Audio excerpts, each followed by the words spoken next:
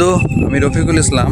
তো আমি আপনাদেরকে বলি যে আমি যেহেতু আসাম থেকে আমি বিলং করি, তাই আমি বাংলা ভাষা ক্লিয়ারলি বলতে পারি না, কিন্তু তারপরেও আমি চেষ্টা করে যাই বাংলা ভাষায় আপনাদেরকে কিছু ভিডিও উপস্থাপন করতে, ব্লগ ভিডিও, যেগুলোর মাধ্যমে আপনারা এন্টারটেনমেন্ট আর কিছু মোটিভেশন পাবেন আমার ভিডিওগুলো দেখলে।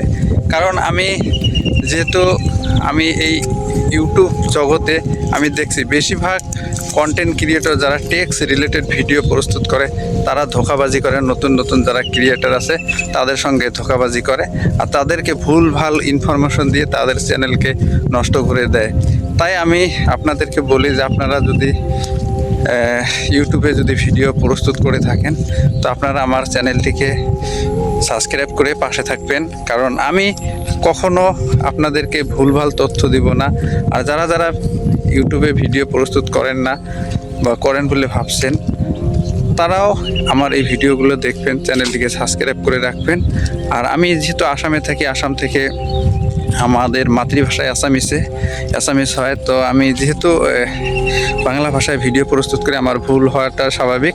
তো আমি আপনাদেরকে বলেছিলাম যে আমি এই ইউটিউব চ্যানেলকে কিছু দিতে এসেছি। তো আপনারা হয়তো ভাবলেন যে আমি কি দিব। তো আমি সুন্দর সুন্দর কন্টেন্ট যেগুলো আমার ভিডিওর মাধ্যমে বাংলা ভাষায় আমি তুলে ধরতে চাই এই ইউটিউবে।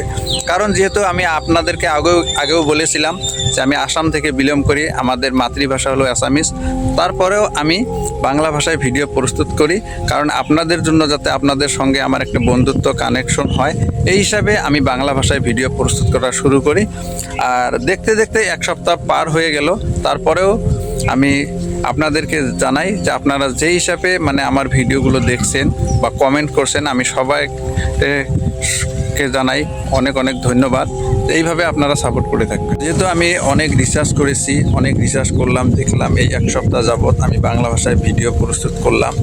তো আমার বলার যেটা টেকনিক অত সুন্দর হয় না, যদি ক্লিয়ারলি নাও হয় তাও আপনারা ভিডিওগুলো দেখবেন, কারণ যেহেতু আমি টেস্ট করতেছি, আমি শিখতেছি, শেখার পথে আছি।